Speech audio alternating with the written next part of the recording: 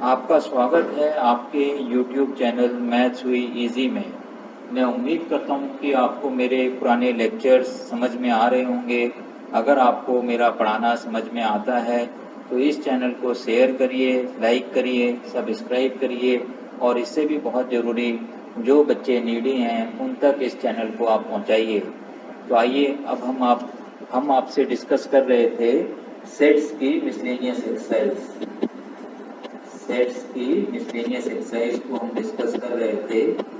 हमने जो है फर्स्ट 3 क्वेश्चंस को डिटेल में डिस्कस किया था। अब जो है ये जो फोर्थ क्वेश्चन है इसको अभी हम नहीं करेंगे। अगर आपको कोई डाउट होता है या कुछ होता है तो इसको हम जो है जब हम अपना सारा कोर्स कर लेंगे उस समय पे हम करेंगे, क्योंकि मेरे हिसाब से ये क्वेश्चन आपको बहुत ज़्यादा कंफ्यूज करेगा और आपके लिए ये इम्पोर्टेंट भी नहीं है। तो आइए अब हम जो है शुरुआत करते हैं क्वेश्चन नंबर 5 से। क्वेश्चन नंबर 5 आपका क्या है? क्वेश्चन नंबर 5 को आप एक बार पढ़ लीजिए। If A is subset of B, then C minus B is subset of C minus A। क्या क्वेश्चन है? If A is subset of B, A is subset of B, then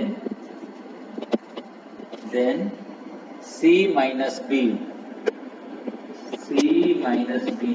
is subset of C minus A। ये हमें proof करना है कि C minus B किसका subset है? C minus A का सबसेट है। ये आपका C minus B है, ये आपका C minus A है। जब हमें किसी को भी किसी का सबसेट प्रूफ करना पड़ता है तो पहले हम एक आर्बिट्ररी एलिमेंट उसके अंदर लेंगे। तो हम लिखेंगे let x belongs to C minus B। x C minus B में है। अब हमें ये प्रूफ करना है कि x किसके अंदर है? C minus A के अंदर है। तो आप पहले इसको एनालाइज करिए कि इसका क्या मतलब है। x C minus B में है, इसका मतलब क्या होता है कि x जो है C में है एंड C minus B है, इसका मतलब x B में नहीं है। x does not belongs to B। अब आगे आप चलिए इसको हम और कैसे लिख सकते हैं? x belongs to C and x does not belongs to A। B में नहीं है तो A में भी नहीं हो सकता है क्योंकि A B का सबसेट है। यहाँ पे आप रीजन भी लिख दीजिए, A is subset of B। इतना काम हमने करा। अब इसका क्या मतलब निकलता है कि x C में है और x किस में नहीं है? A में नहीं है। इसका मतलब x किस में है? x belongs to C minus A। x C minus A में है। अब आप देखिए कितने आसानी से हमने x को C minus B में लिया था और C minus A के अंदर हमने पहुंचा दिया है। तो this implies C minus B is subset of C minus A। यही हमें जो है प्रूव करना था। तो इस तरीके से क्या हो गया, आपका ये क्वेश्चन नंबर 5 भी डन हो गया। अब हम आते हैं क्वेश्चन नंबर 6 के अंदर। क्वेश्चन नंबर 6 आपको ये कहता है कि assume that PA is equal to PB। assume that question number 6, assume that PA is equal to PB। PA is equal to PB ये तो दिया हुआ है, इसमें एज्यूम करने के लिए बोला गया है कि PA is equal to PB। then show that A is equal to B। क्या प्रूव करना है? to prove A is equal to B। अगर हमें A is equal to B prove करना है तो हम क्या करेंगे?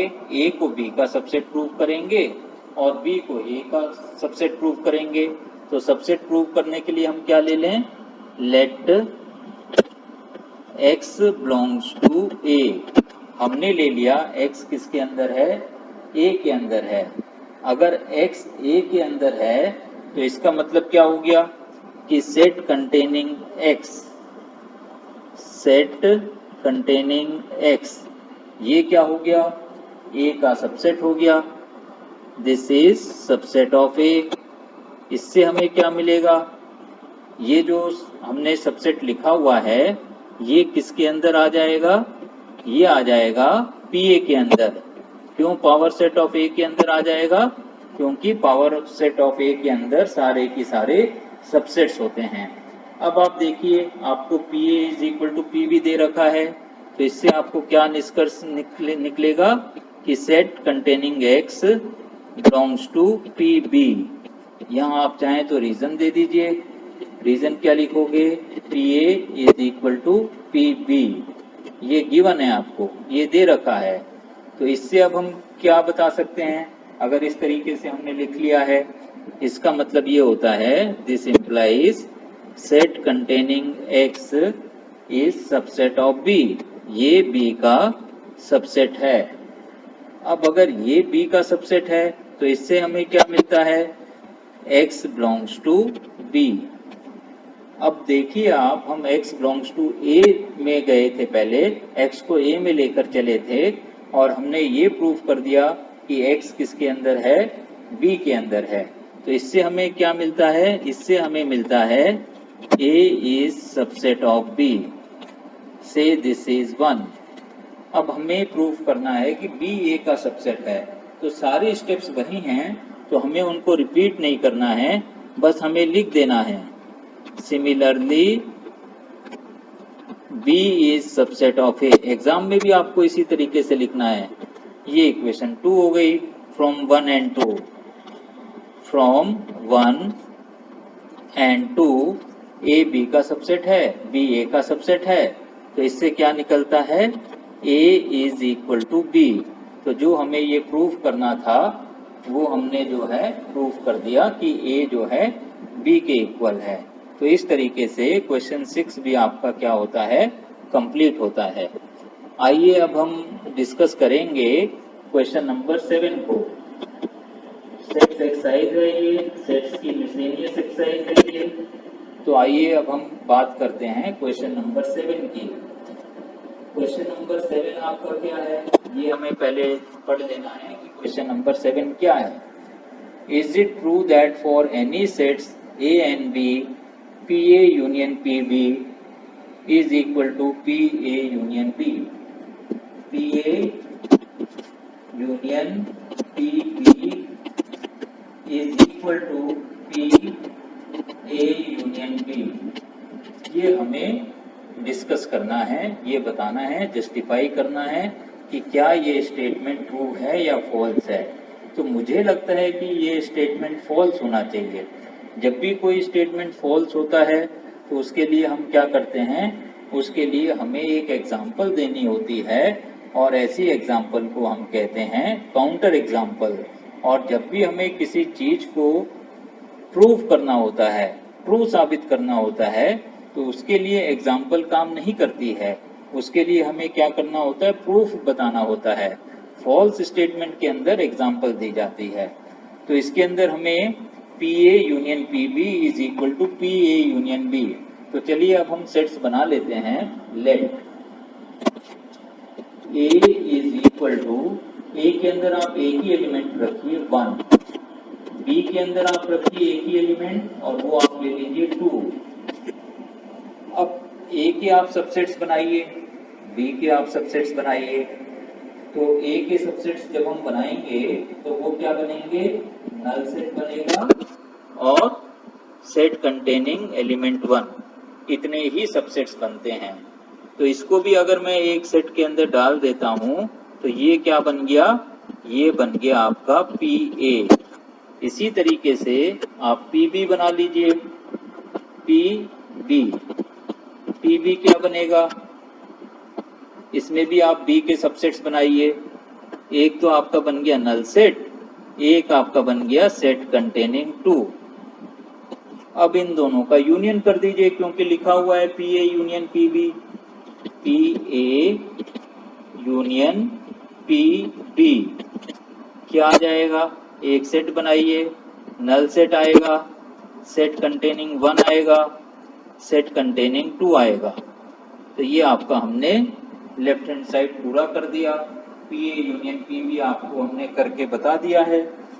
अब आप क्या करिए, इसको चलिए 1 लिख देते हैं 1। अब आप ए यूनियन बी निकाल लीजिए, A union B. A union B क्या बन जाएगा आपका 1 2। ए के अंदर 1 है, बी के अंदर 2 है, तो यूनियन के अंदर क्या आ जाएगा 1 2 आ जाएगा।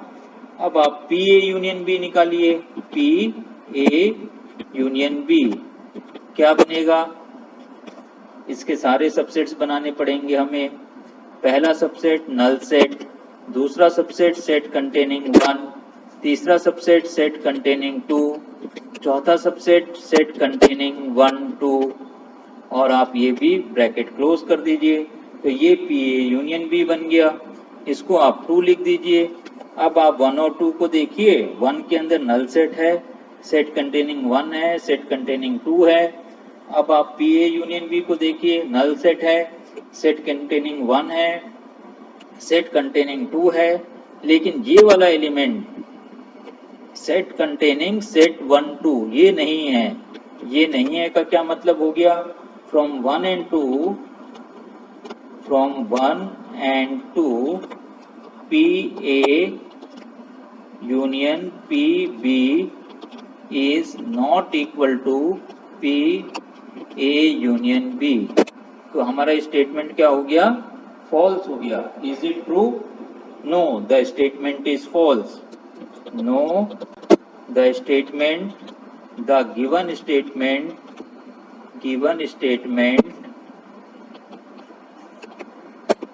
Is false. तो इस तरीके से हमने क्वेश्चन नंबर 7 को भी यहाँ पे कंप्लीट कर लिया।